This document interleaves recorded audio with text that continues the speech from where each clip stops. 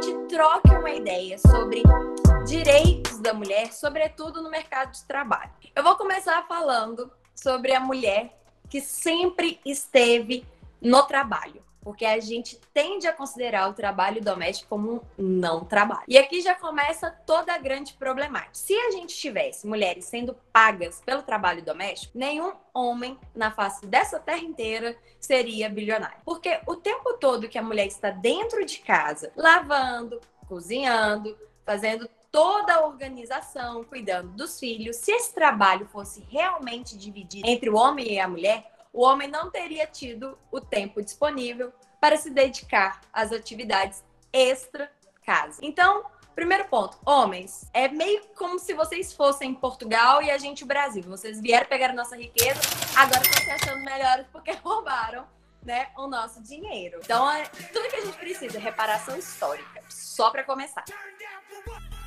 Todos esses detalhes são fundamentais para a gente começar a entender por onde está passando a mulher no mercado de trabalho e quais são os direitos que, infelizmente, às vezes, vai até contra o seu próprio crescimento dentro dessa sociedade patriarcal.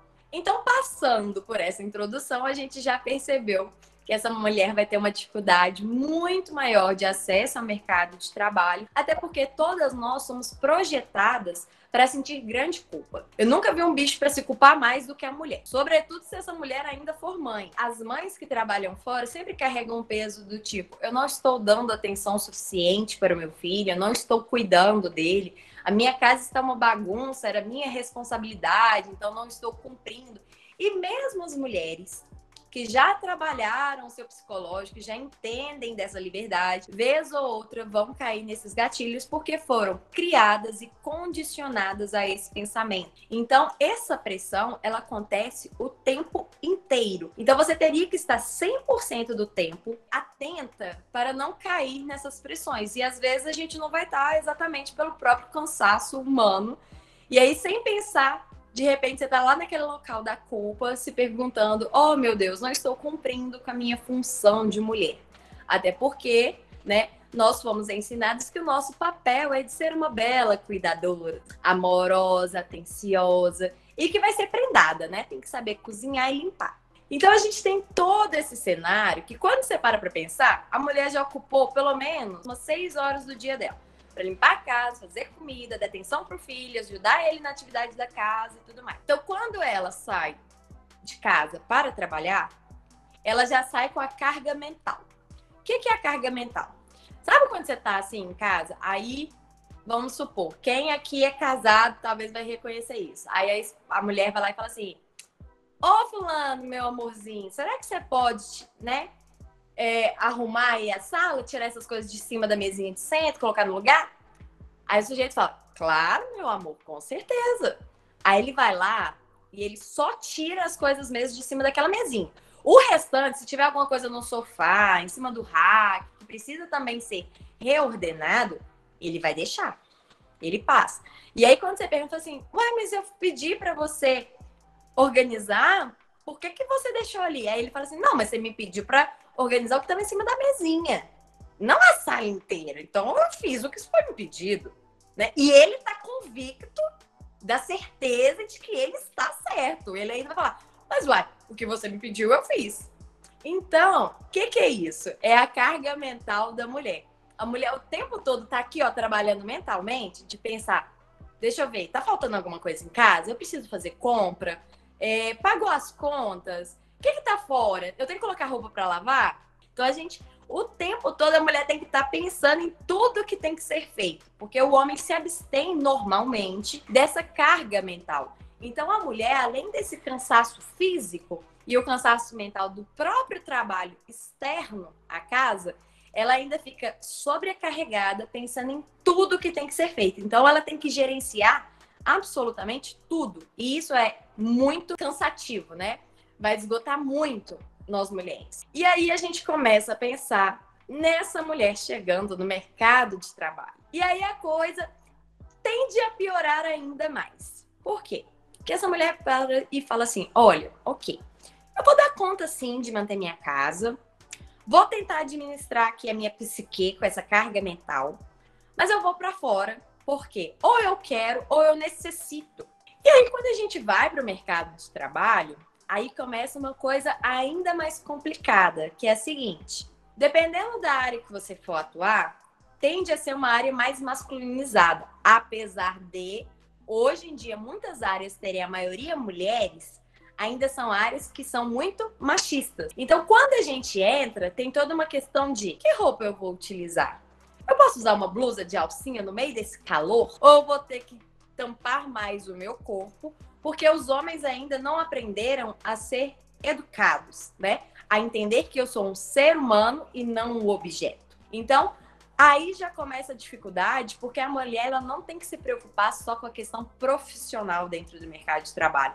Ela não pode ser apenas uma excelente profissional. Ela tem que estar o tempo todo demonstrando os valores sociais para que ela não seja diminuída dentro do ambiente de trabalho. Então, por exemplo, homens, quantas vezes vocês se preocuparam se estavam com as unhas feitas, bonitinhas, cutícula tirada, para chegar em uma entrevista de emprego?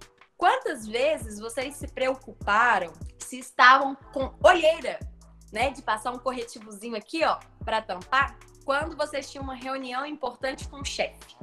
Quantas vezes vocês se questionaram se a roupa que vocês estavam utilizando iria chamar a atenção de uma forma negativa? Do tipo, será que eles vão entender que eu estou dando mole?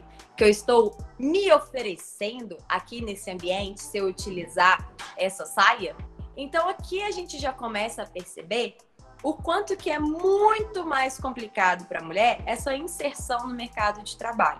Então tem um livro chamado O Mito da Beleza, em que nesse livro ela vai explicar como que essa própria questão da beleza, da maquiagem, da unha feita, da sobrancelha, e tem que estar depilada, e não sei o que mais, é mais uma estratégia, né, da sociedade patriarcal para nos manter com mais um turno. Então a gente tem o primeiro turno, cuidando da casa, dos filhos, né, do marido, porque parece que o homem casa para arranjar uma segunda mãe. Porque a gente sempre fala assim, cuidar do marido. Não entendo isso, né? Qual que é a necessidade? É um sujeito velho, provavelmente barbado. Para que a gente tá cuidando desse homem? Então, quantas de nós não ouviram a seguinte situação?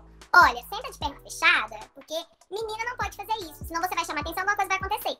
Mas eu nunca vi alguém olhar pro menino e falar, olha, a menina com a perna aberta, sentada, ela só quer sentar assim, tá? Não tem mais nada. É só a vontade dela, não significa mais nada. Nunca vi educarem meninos dessa forma. Então a gente já cresce o tempo todo se questionando, tomando cuidados. Mas eu lembro que eu devia ter uns 13 anos, mais ou menos. Eu ia pra academia e eu malhava tarde, né? Adolescente, tipo, chegava da escola, ali fazia alguma coisa e ia malhar. E eu lembro que eu tava indo pra academia e um idoso, é o tipo de coisa que a gente não espera, sabe? Aí ele foi e soltou no meio da rua uma coisa, aqui todo mundo é maior de idade, eu vou falar sem o pi, né? Ele falou assim, nossa, te chuparia todinha. E eu fiquei tipo, e eu nem sabia o que era isso, eu fiquei tipo, só que pela conotação eu sabia que era algo que não era legal, né? Que não era legal pra eu estar ouvindo ali. E na mesma hora, apesar de não entender muito bem o que isso realmente significava, eu sabia que tinha alguma coisa a ver com apelo sexual. E na hora eu fiquei tipo, meu Deus, será que eu dei brecha pra isso? Será que é minha roupa? E na hora eu comecei a me sentir muito violada e meio suja e com vergonha, né? Porque a mulher tende a trazer essa responsabilidade pra si. Porque desde novas nós ficamos escutando. Olha, você não pode deixar tal coisa acontecer. Você não pode usar tal roupa. Os homens são assim. Você que tem que se antecipar e se cuidar. Quando eu vou sair, eu me olho no espelho e falo, pera, para onde que eu tô indo? Qual veículo que eu vou usar? Ah, eu vou de Uber sozinha? Ah, então eu não posso usar esse tipo de roupa.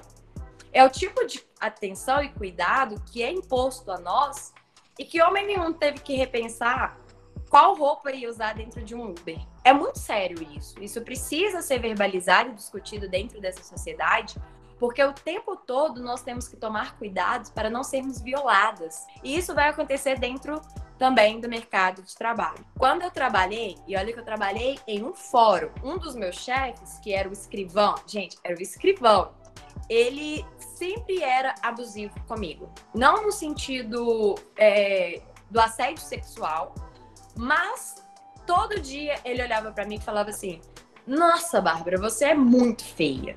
Nossa, Bárbara, você é muito magrela. Nossa, Bárbara, do jeito que você é, nenhum homem nunca vai te querer.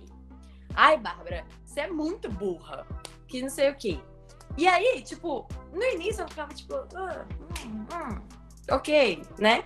Mas vai chegando um tempo que você vai escutando isso todos os dias, sabe? De segunda a sexta-feira, que isso vai começando a entrar na sua cabeça. E tem um momento que você se pega assim, gente, será que ele tá falando uma verdade?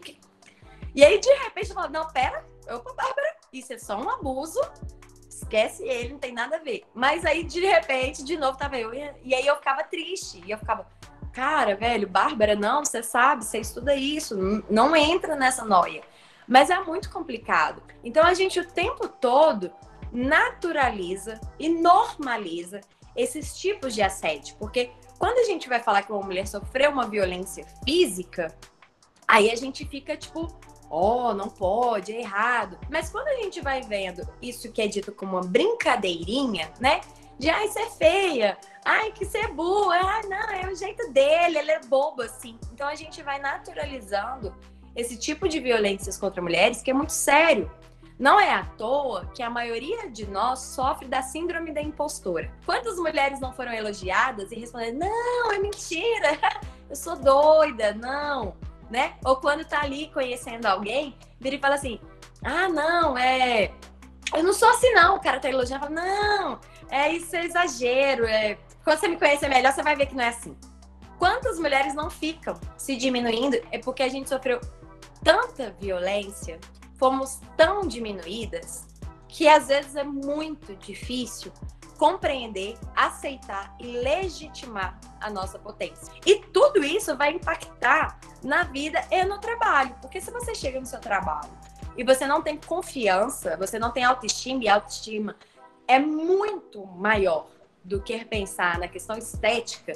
Depois que você começa a realmente construir sua autoestima, você entende que não tem nada a ver com padrão de beleza, e sim com se conhecer e valorizar seus potenciais, você não consegue nem crescer. Você não tem segurança para quando vai falar com o seu chefe, falar, olha, eu mereço sim uma promoção, eu mereço sim um aumento, porque eu desempenho minha função muito bem. E eu sempre falo, né? A mulher, para ser reconhecida, ela tem que fazer 3 vezes mais do que um homem. E aí, quando a gente entra nesse mercado de trabalho, a gente tá com a síndrome da impostora, a gente provavelmente não tá com uma autoestima boa, a gente tá ali preocupada com o corpo, afinal de contas, você tem que dar conta da casa, do filho, de estudar, de trabalhar muito mais, porque você, né, precisa fazer mais para chamar atenção e conseguir crescer. E ainda por cima, você tem que estar magra. Você tem que estar com o corpo lá em cima, a bunda na nuca, né? Afinal de contas, nós somos objetificadas e não é qualquer objeto, né? Não basta ser mulher, você tem que ser uma mulher ali que vai estar com a barriga sequinha e a bunda na nuca. Então, que momento você vai fazer isso?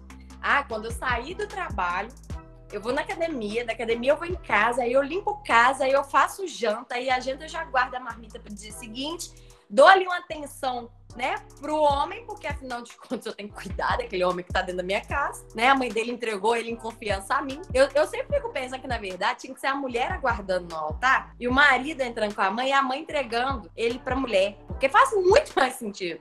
É verdade. E aí, o que a gente vai ter? Todas essas esferas sociais, dessa construção que a mulher passa desde o nascimento, isso vai repercutir pro resto da vida. A não ser que ela sente, vai fazer terapia, estudar, vai entender de sociologia, antropologia, construção social, feminismo, aí ela começa a tentar se libertar disso. Mas até chegar nesse caminho, é complicado você entender todas essas amarras que estão te cercando. Bem, mercado de trabalho, lá oficial, tirando todos esses trabalhos aqui que eu já trouxe, que é cuidar do corpo, dos meninos, marido, dos pais, da casa, né? Tá bonita, arrancar todos os pelos e etc. Aí a gente vai chegar lá no mercado de trabalho formal, 8 horas por dia, né? De 5 a 6 dias por semana. A maioria do mercado onde os homens são os chefes, são poucas as áreas em que as mulheres conseguem esse cargo superior, né? Maior. E mesmo assim, quando ela chega, quem é aqui nunca chamou uma professora de mal amada. Quem aqui nunca falou que aquela mulher não deve estar sendo bem comida, né? Afinal de contas, se ela está brava naquele dia, o único momento, a única razão que pode existir é porque ela não teve um falo satisfatório, né? Então, é sempre a razão da mulher, é porque tá faltando um homem. Não pode ser outro aspecto da vida dela. Afinal de contas, nós mulheres vivemos em torno ali do falo, né? Quem seria de nós se não fosse o grande, sagrado e maravilhoso pênis? Porque todas as vezes que uma mulher apresenta estados de humor que não são bem avaliados socialmente, é porque tá faltando um homem na vida daquela mulher. Então, quando a gente vai ver uma mulher, sobretudo, em uma posição superior, e alguém não vai gostar da atitude dela, não vai reconhecer aquilo como positivo, vão atacar a honra dela. É assim que funciona nessa sociedade.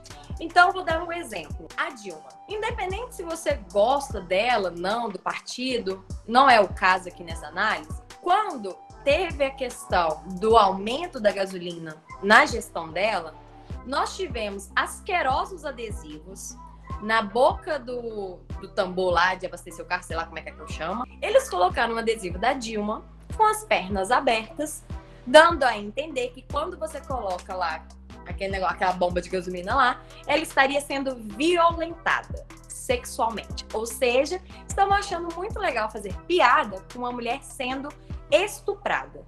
Não sei qual que é a graça disso. Não sei como eles podem identificar isso como alguma manifestação política. Mas disseram que se tratava exclusivamente disso, que era só uma questão mesmo de manifestação popular, né?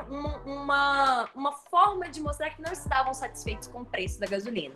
Mas a forma que encontraram foi maltratando e manchando a honra de uma mulher, inclusive validando a possibilidade de uma mulher ser estuprada caso eu não concorde com ela. Durante esse governo do Bolsonaro, nós tivemos também um aumento exorbitante da gasolina. Em nenhum momento eu vi, por exemplo, o Bolsonaro como se estivesse de costas com a bunda no lugar lá de colocar a gasolina, sendo estuprado. Não me pareceu ter graça ou fazer sentido esse tipo de manifestação. Então, qual que é o ponto? Toda vez que temos uma mulher em um cargo de chefia, de comando, essa mulher tem que tomar todos os mínimos cuidados. Porque se ela, de alguma forma, falar mais firme, ser mais assertiva, ser mais séria, ou às vezes mesmo agir com determinada rispidez, ela vai ser muito detonada. Então ela vai ser a mal amada, ela vai ser a mulher que não merece estar com nenhum homem, porque nenhum homem aguenta aquela mulher. Ela vai sofrer todas essas variantes de críticas que tem a ver com o empobrecimento dela. No sentido de, mas também ela é feia. Mas também ela é gorda. Que ela chegou atrasada porque foi levar o filho na escola. Que falta de responsabilidade, profissionalismo. Mas se o homem que tá no cargo de chefia chega nesse trabalho e fala assim, nossa, cheguei atrasado porque fui levar meu filho na escola. Que paizão. Que cara maravilhoso. Eu ganharia na loteria por ter um homem desse na minha vida. Tal como o caso da Mari Ferri. Não sei se vocês conhecem esse caso. Foi uma jovem que foi estuprada. Foi dentro de uma boate muito famosa, tipo assim, frequentada só pelos ricos. Tem prova de DNA, tem vídeo, tem sangue, tem testemunho, tem tudo, tudo. E o sujeito foi inocentado por falta de prova. Não sei mais o que eles querem. E aí, o que eles colocaram para descredibilizar a Mari? Pegaram uma foto dela e tiraram a parte de cima do biquíni. Como se isso fosse sinal de que ela quisesse, então, ser estuprada. Colocaram que ela frequentava aquele lugar e sempre estava acompanhada. Como se a mulher que está na liberdade dela de sair e ficar com bem entender, tá, então, abrindo brecha para ser estuprada. E aí, eu até aproveitei da questão da Luísa Sonza, que todo mundo começou a crucificar a menina, que, ai, meu Deus, terminou e já tá com outro, ai, que não pode, ai, que não sei o quê, ai, que ela não presta, que ela é uma vagabunda, e nananã, e começam de novo a diminuir a mulher, inclusive na questão profissional dela. E aí, o que eu fiz? Falei, gente, vou aproveitar que tá no auge né? O povo tá adorando falar da Luísa e do Whindersson. Vou fazer uma chamada fingindo que vou analisar a comunicação da Luísa e aí vou apresentar o caso da Mari. E aí, gente, é muito engraçado, porque chegou um monte de gente nos comentários brigando comigo, falando assim: que absurdo! Eu cheguei aqui pra escutar sobre a Luísa e você vem falar de outra coisa. Ou seja, as pessoas não estão minimamente se importando com os estupros e as violências que as mulheres estão sofrendo. Mas o fato de uma mulher livre, divorciada, que após 3 meses do divórcio anunciou um novo relacionamento, não.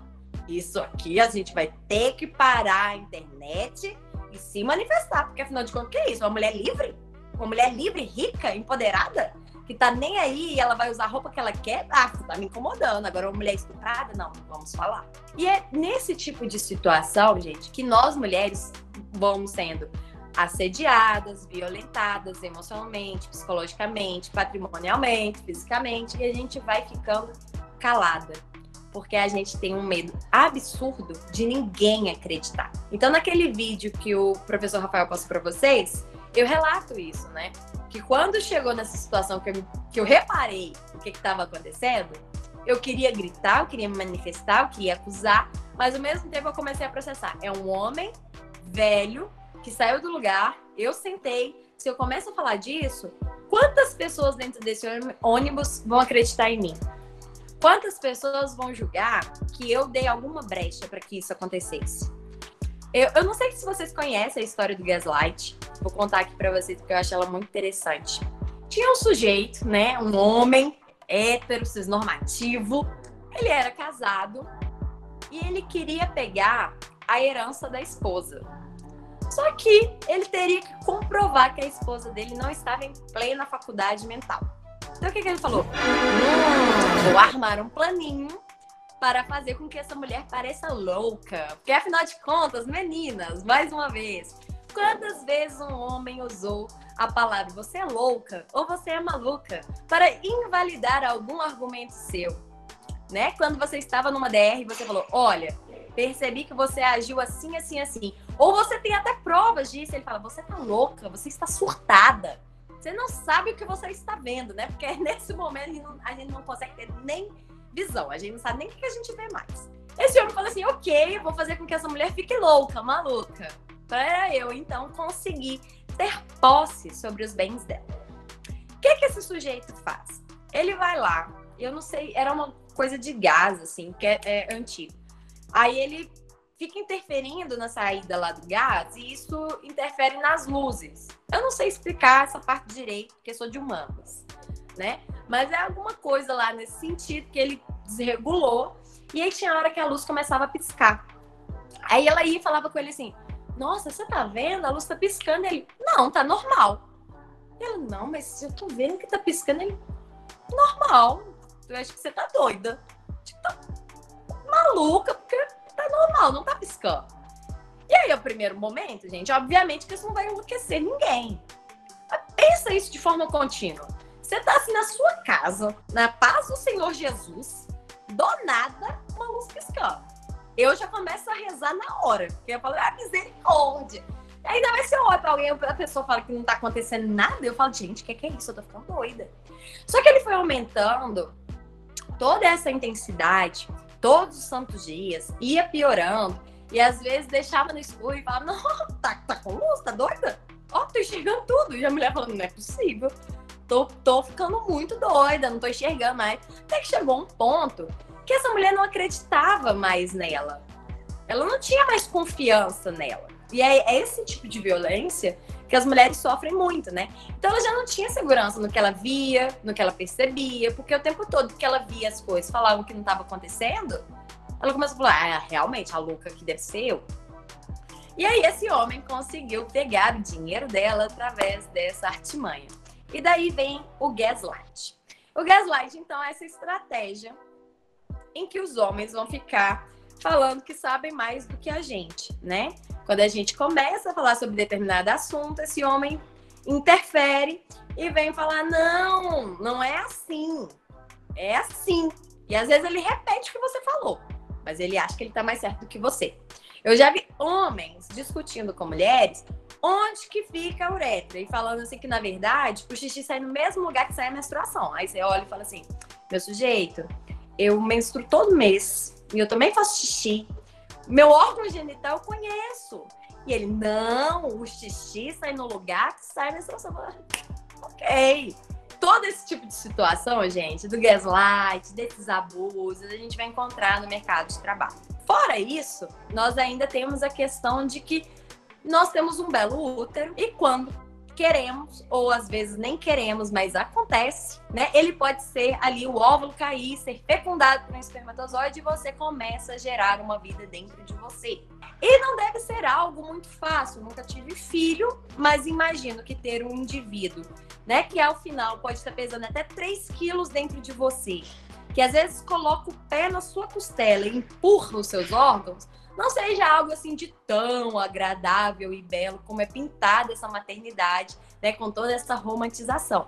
E pode ser que essa mulher realmente, ao final, apesar de no início, né, muitas terem vômitos, mal-estar, sono em excesso, elas ainda continuam trabalhando, e que no final elas estão com uma melancia na barriga, não conseguem abaixar, não conseguem levantar com facilidade, né? Estão com o corpo muito mais cansado, porque afinal de contas são 2 corpos ali, né? Utilizando a energia.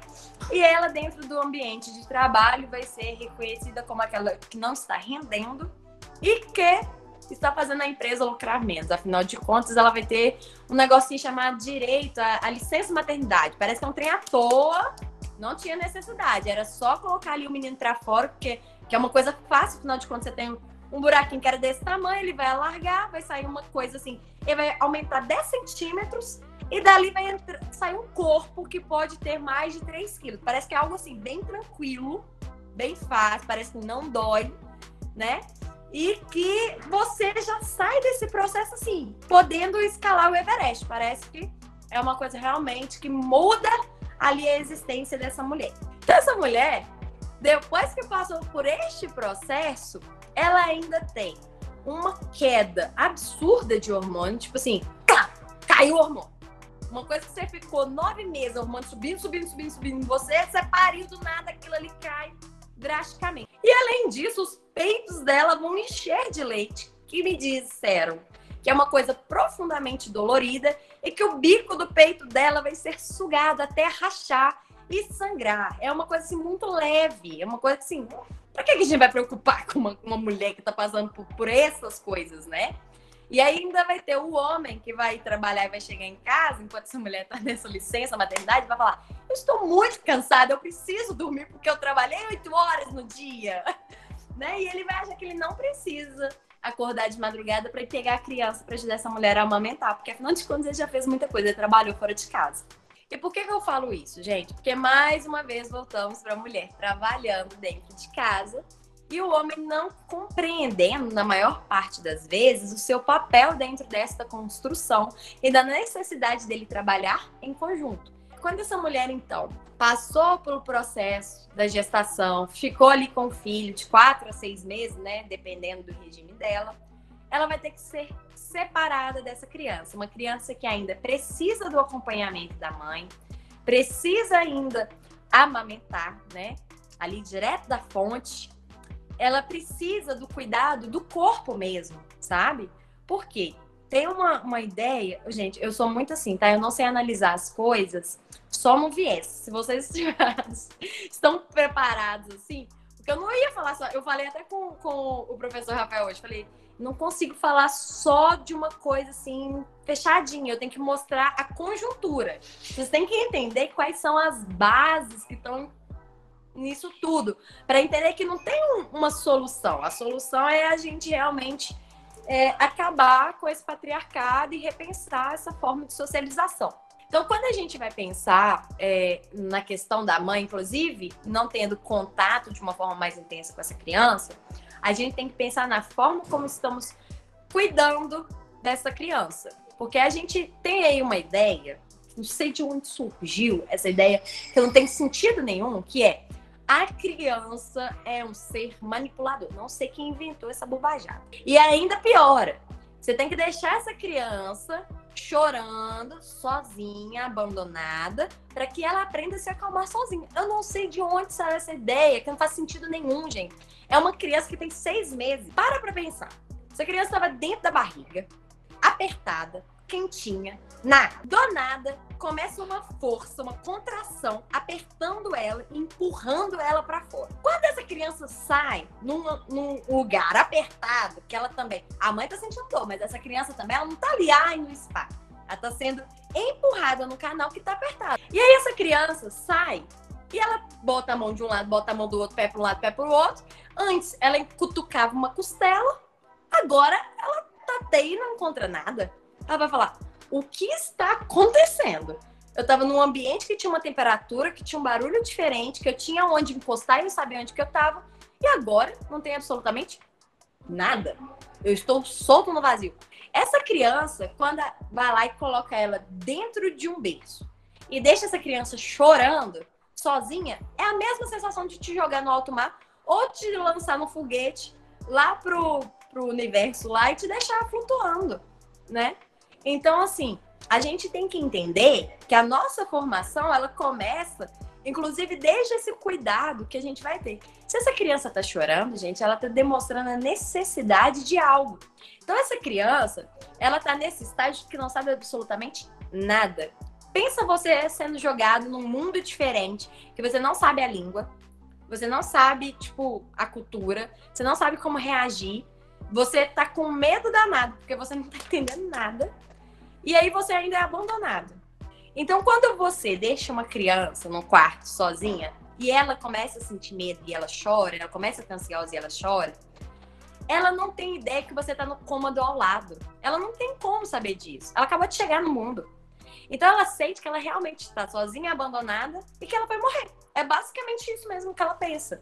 Então você deixar essa criança sozinha lá chorando é de uma crueldade gigante. E não vai fazer com que esse indivíduo aprenda a se acalmar sozinho e aprenda a controlar a sua ansiedade. Porque se fosse assim, todos nós aqui jamais sofreríamos com ansiedade, com crises ou coisas do tipo, né? Porque tivemos uma educação que não foi pautada, pelo menos a maioria de nós, na educação positiva. Quem é que nunca escutou engole o choro, não é pra chorar, você caiu, eu te avisei, pra que caiu? Né? Como se a criança quiser cair. Ai, que vontade de cair e ralar o joelho. Acordei com essa vontade hoje louca. E aí, é o pior, porque, de novo, quem é que vai ser a principal responsável por essa criança? A mãe que foi trabalhar, a mãe que teve que limpar a casa, a mãe que teve que fazer comida, a mãe que tem que preocupar de fazer a unha, o cabelo, a sobrancelha, depilar. Ainda tem que cuidar de um homem barbado que por acaso mora com ela, mas não entendeu ainda que é obrigação dele dividir essas tarefas. E que inclusive tem que aparecer bonita para esse homem, porque a sociedade fala que a mulher que não se cuida vai perder o homem. Então tem toda essa questão ainda, né? De a responsabilidade para que esse relacionamento funcione e dê certo é mais uma vez de quem?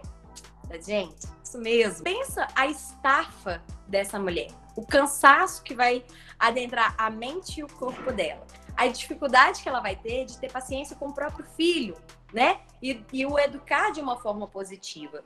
E à medida que isso vai acontecendo, o que vai acontecendo? Esse ciclo inteiro vai se repetindo.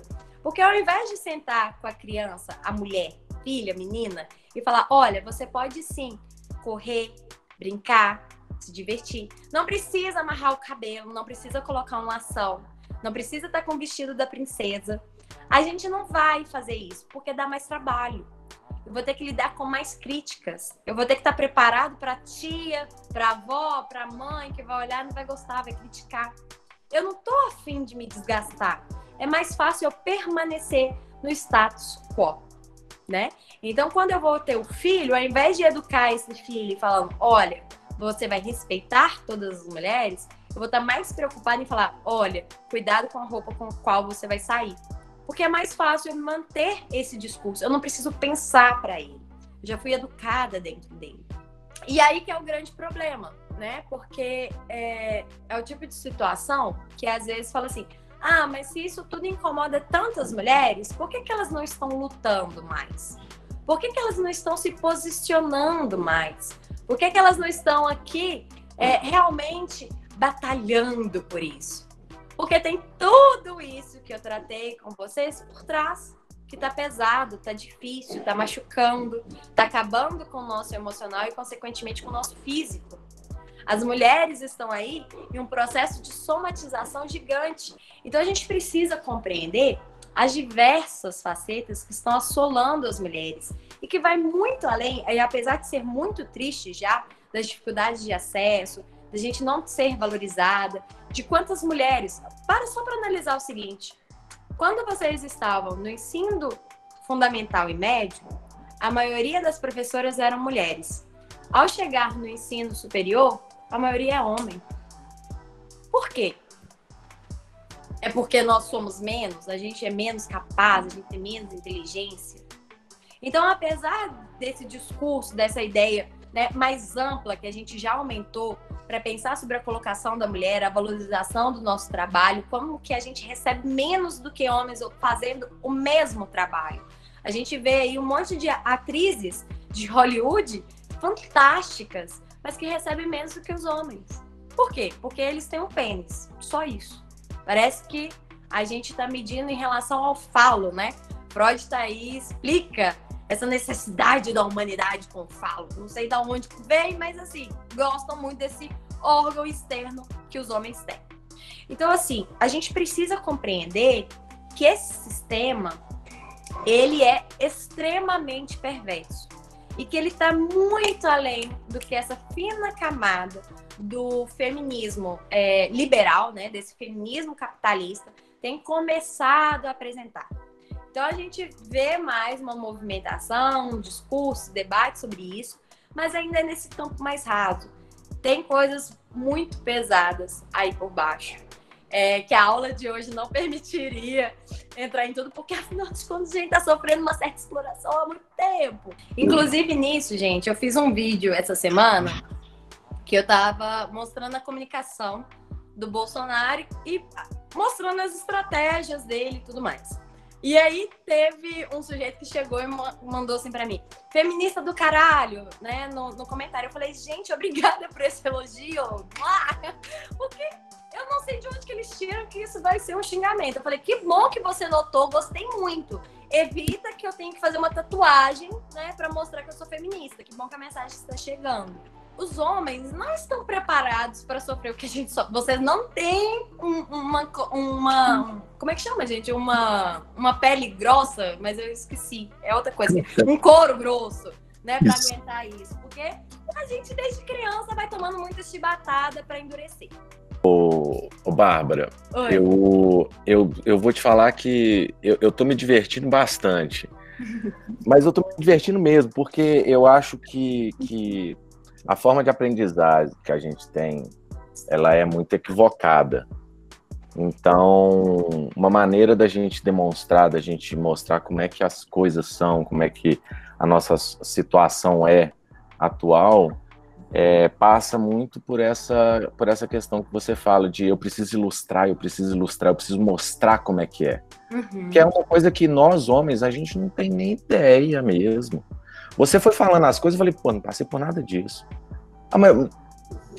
E a mania de falar, né? Ah, mas eu não sou assim. Ah, não, pensa um pouquinho. Eu adoro quando o homem chega e fala assim, mas nem todo homem. Eu falo, ih, meu filho, você já tá no bonde antes de terminar. Exatamente. E aí eu queria tocar num outro ponto só para dar uma alfinetada. Uhum. A gente estava falando do nosso querido presidente, né, o Jair Bolsonaro, que eu, assim, adoro.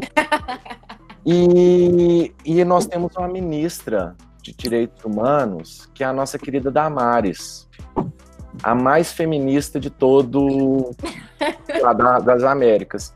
Então, eu venho com essa situação. A gente, sim, nós somos criados numa determinada cultura, e essa cultura ela é passada de geração a geração, e quando a gente encontra hoje no Ministério de Direitos Humanos uma pessoa tão retrógrada e tão conservadora, tal como a Damares, a gente não consegue ter essa mesma sensibilidade que você está passando para a gente. Entretanto, o que eu percebo é que nós temos exatamente lá no nosso governo, inclusive no Ministério, aquilo que a gente precisa. Ou melhor, aquilo que a gente votou, sabe? É o que o Brasil... É o brasileiro. Aquilo ali é o brasileiro. A Damares, pra mim, é o brasileiro. Então, eu não concordo muito com isso, pela seguinte situação. A Damares, quando a gente vai analisar a história dela, ela foi uma mulher que passou por tudo isso que eu relatei aqui. Ela não é diferenciada, ela foi violentada, inclusive, sexualmente, né? Passou por inúmeros traumas. E, gente, uma coisa que é muito comum, e hoje em dia eu tenho... Com homem eu não tenho muita paciência, não, sabe? Homem que chega assim e fica... que não sei o quê, que não sei o quê. Aí, tipo assim, né? Falando que o que eu tô falando é mimimi, eu já fico um pouco irritada, perco a paciência pela seguinte situação. Vou colocar aqui na questão do racismo no Brasil, pra gente poder entender isso talvez um pouquinho mais fácil, assim. Porque quando a gente vem falar... dentro de uma questão da cor, quando a gente coloca o negro, vão ter negros que vão falar assim, mas realmente, cota é esmola, não sei o que. Vulgo, aquele cara do movimento do MBL, que pra mim, não sei nem falar o que eu acho dele, né? Pra mim, assim, é de cúmulo do absurdo. E nós vamos ter negros legitimando o próprio racismo, mas não é porque eles são maus ou ruins, é porque é muito mais fácil eu estar do lado do meu opressor do que eu ir contra ele. Eu tendo a imaginar que eu tô sofrendo menos violência se eu estou do lado, porque aí todo mundo fala assim, sabe quando vira e fala assim, esse negro aqui, ó, ele não é mimimi, não, ele tá aqui fazendo a coisa certa, ele tá reconhecendo que não tem privilégio. E aí esse sujeito, ele se sente mais valorizado, porque ele foi aceito dentro do grupo maior, dentro do grupo que, na verdade, é opressor.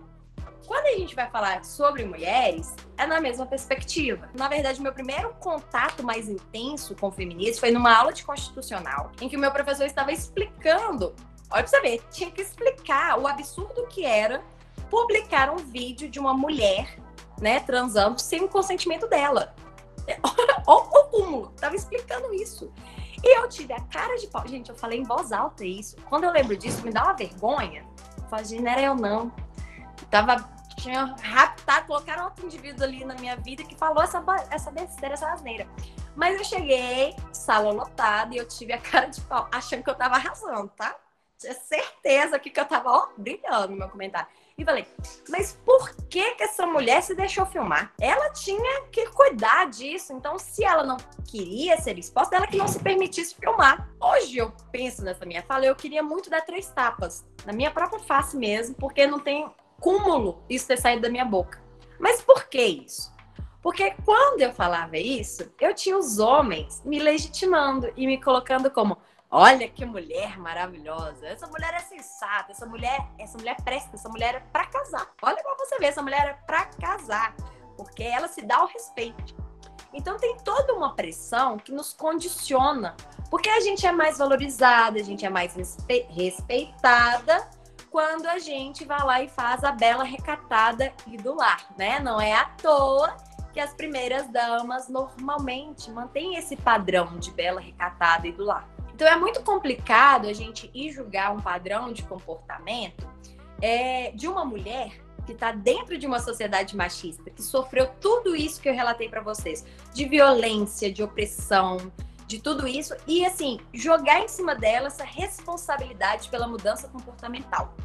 Então, eu acho que a gente tem que olhar isso, mas, né, é importante pontuar que no caso da Damares, ela é uma mulher muito inteligente, ela parece que não é. Quando ela solta, né, aquilo de meninas usam rosa e homens usam azul. Aquilo, gente, é um personagem. Ela quer criar isso porque por trás ela está construindo todo o discurso que ela precisa para alimentar um determinado público. Então, assim, é importante que a gente sempre faça essa análise sistêmica.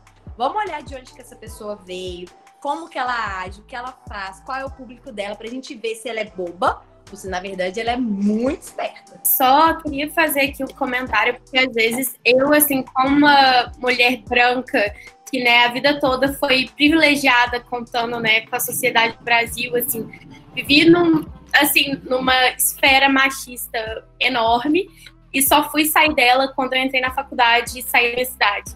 Então, eu queria fazer um comentário que às vezes eu até me sinto culpada em achar que eu posso falar disso, em achar que eu posso falar que eu sofro alguma coisa, porque a gente sabe que tem gente que vive, assim, coisas muito piores que a gente, né? Porque, querendo ou não, quem é privilegiado acaba sofrendo muito menos, isso é fato, mesmo sendo mulher, tem diferença. Mas eu queria falar que, assim, é importante a gente dar voz, às vezes, a quem não tem, porque, principalmente, quem não é privilegiado, é muito difícil ser escutado. E eu mandei o link aqui de um documentário no chat, que é sobre um concurso de beleza do presidiário em São Paulo, no Rio de Janeiro, agora eu não lembro exatamente qual, mas que fala exatamente sobre as mulheres no sistema penitenciário e o quanto elas não são valorizadas da forma que elas deveriam ser, porque elas estão presas, mas elas ainda são, né, um ser humano, e pessoas tratam elas como lixo, porque como uma mulher foi parar na cadeia, sendo que mais de 80% delas estão na cadeia por causa de homens.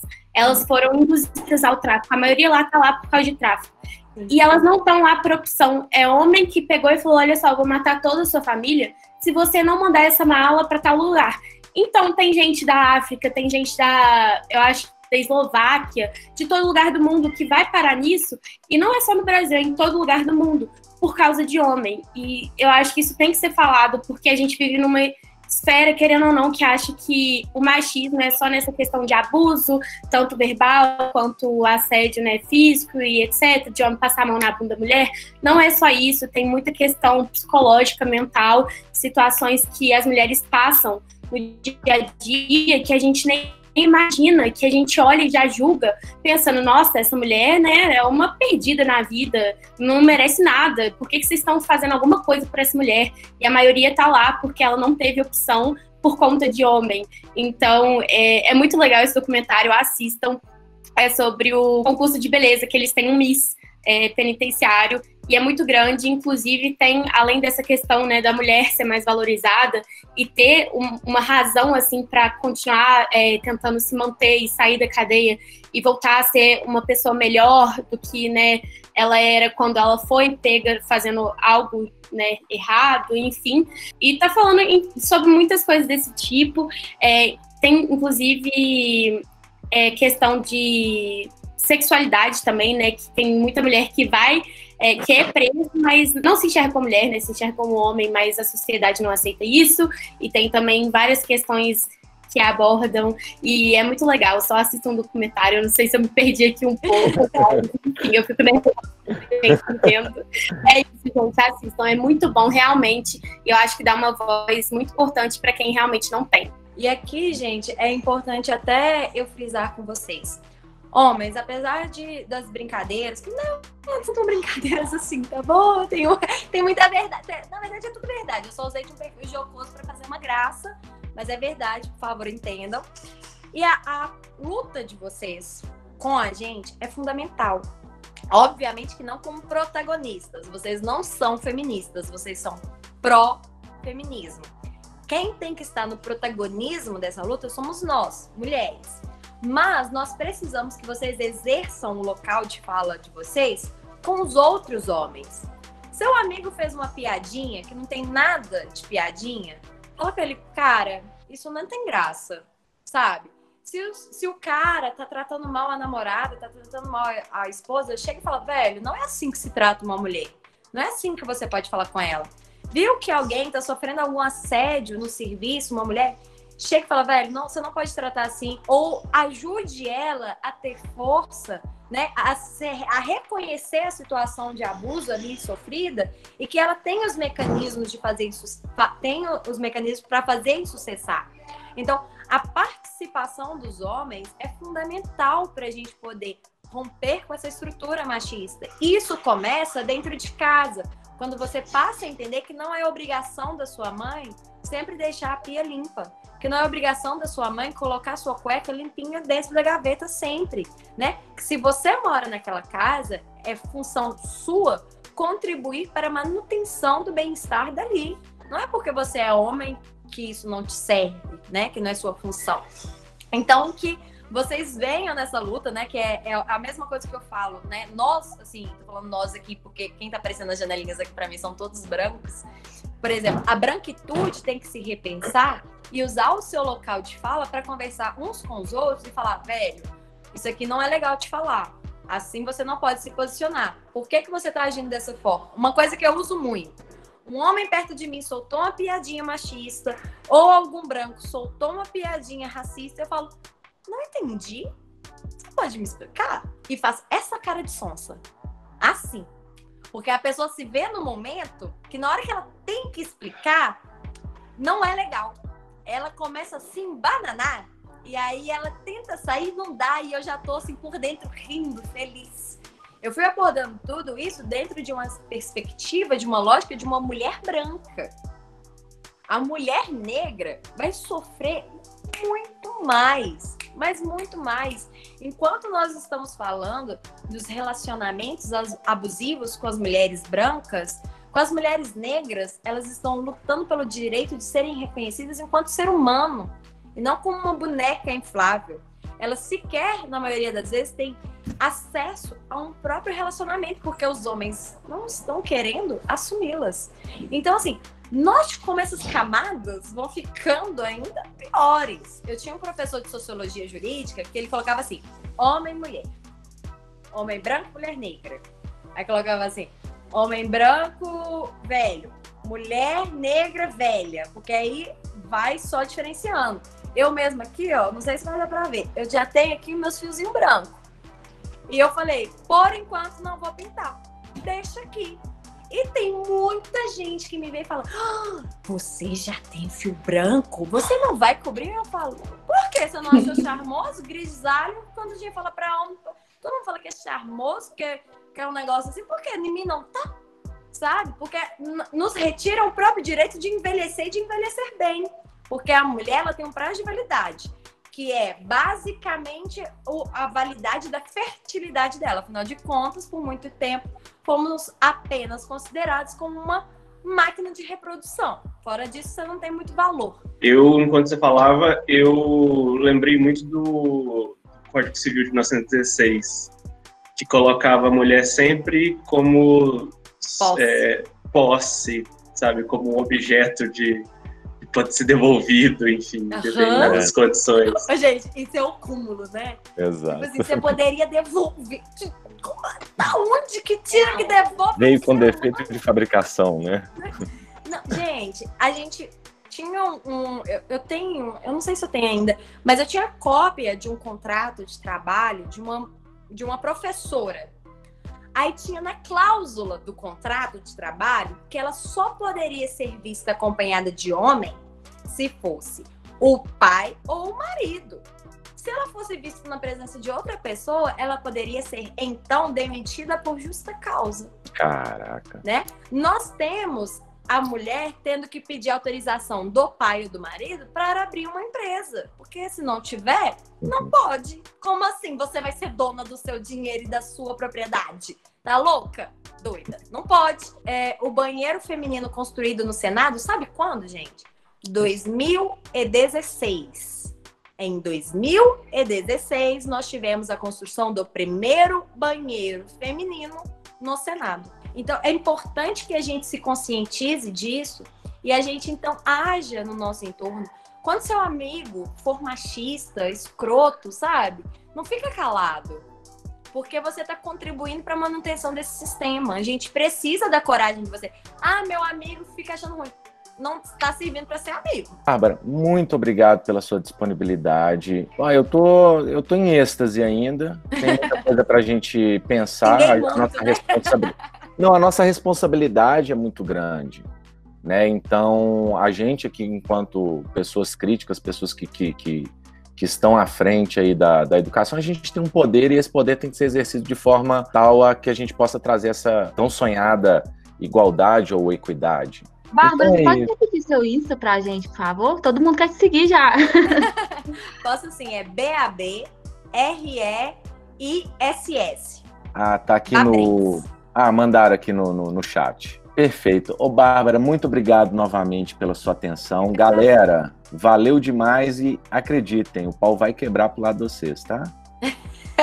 Ah, mamãe. Um conteúdo desse não dá para deixar passar batido, não. Coloca lá uma questão de feminismo que esses homens vão ter que acertar esse negócio. Não, isso aí vai ser na prática. Eu agradeço muito, viu, professor Rafael, o convite, a abertura e parabenizar mesmo, porque eu amo a área da educação, né? Me dedico muito isso lá, inclusive no grupo de estudo, que é Trabalho, Educação e Cidadania. Para mim, eu sou uma devota de Paulo Freire, até brinco assim, né? Para mim, ele realmente mostra o que é a educação, que é essa educação com amor, que é uma educação para a construção social, não um ensino técnico, porque isso não favorece a sociedade, a gente precisa de construção humana. E eu acho maravilhoso iniciativas assim, que os professores percebem a necessidade de a gente debater os temas sociais, políticos, econômicos, na questão pragmática, para a gente, então, realmente construir cidadãos, né? E não só meros profissionais técnicos para um mercado de trabalho. Então, parabéns pela iniciativa. Obrigada aos alunos que ficaram me ouvindo falar sem parar aqui. Não parava nem para respirar. Obrigada pelo carinho que vocês transmitiram. E já me coloco aqui aberta. Pode me convidar, que um negócio que eu gosto é de falar mesmo. Então, se quiser, estou à disposição. Pode deixar que eu vou chamar novamente mesmo.